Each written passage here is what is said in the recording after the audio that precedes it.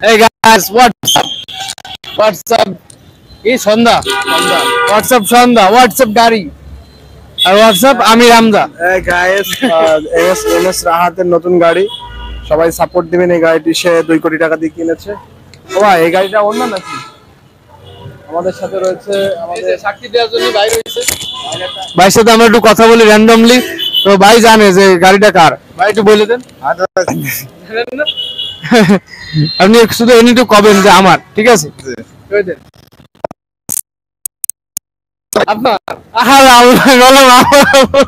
ভাই গাড়ি নিয়ে নিছে আল্লাহরে। আচ্ছা ঠিক আছে, যাই হোক গাড়িটা ভাই, ঠিক আছে?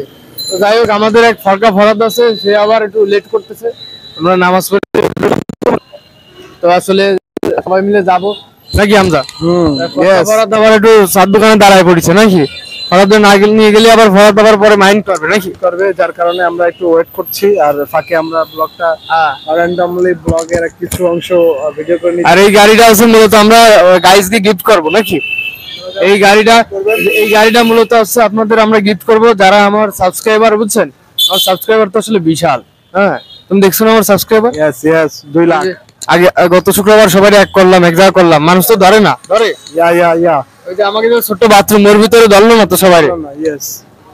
তো গাইজ আসলে আজকে ভিডিওটি প্লে করার মূল রিজনই হচ্ছে গাইজ, আমার চ্যানেলে র্যান্ডমলি ব্লগ আপলোড হতে থাকতেছে গাইজ। আর এখন থেকে ব্লগ মিস হবে না, বুলেট মিস হবে তো ব্লগ মিস হবে না গাইজ। তো এমএস রাহাত চ্যানেলের সাথেই থাকতে হবে গাইজ।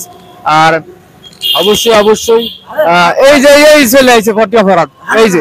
আচ্ছা গাইজ আসলে ওই র্যান্ডমলি ওই একটু পরে এখন সময় নাই যাও। এই দেখতে পাচ্ছেন, দেন এই যে র্যান্ডমলি মানুষজন ঘিরে ফেলাই দিচ্ছে। আসলে কুকুরও চলে এলো আমার দেখতে, ঠিক আছে? ছবি চলবে সে বলতেছে, ফরাদ এদিকে আসো, আপনাদেরকে আরেকটা সাক্ষী দেয় দিই।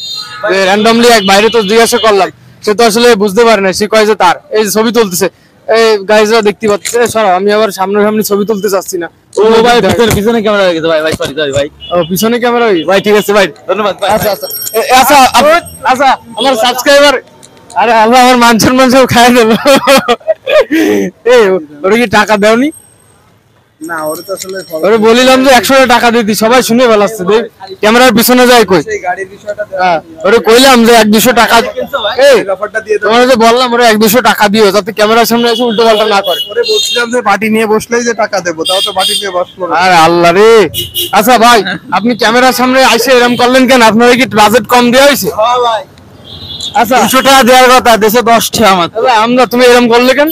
কি করব ভাই, আমার তো বিষয়টা বুঝতে হবে। আচ্ছা গাইজ, আসলে আপনাদেরকে একটা প্রমাণ দেয় দিই, বুঝছেন? এই গাড়িটা যে আমার, এক বাইরে জিজ্ঞেস করলাম, সে আসলে একটু মজা করে সে করছে আমার গাড়ি, মানে তার গাড়ি। আচ্ছা আপনি একটু সাক্ষী দেন তো, এদিকে আসেন তো। এই যে সত্যি কথা বলে, তুমি একটু বলো যে এই গাড়িটা আসলে কার? এই যে এই গাড়িটা কার? ভাইরা আর কি কো ভাই, এই গাড়িটা রাত ভাই কিনছে। বিশ্বাস করেন ভাই, এই আপনাকে ইউটিউবে ভিডিও দেন, সেই ভিডিও দিয়ে গাড়ি কিনছে, টাকা পাচ্ছে প্রতি মাসে, আমারও দেয় মাঝে সাথে।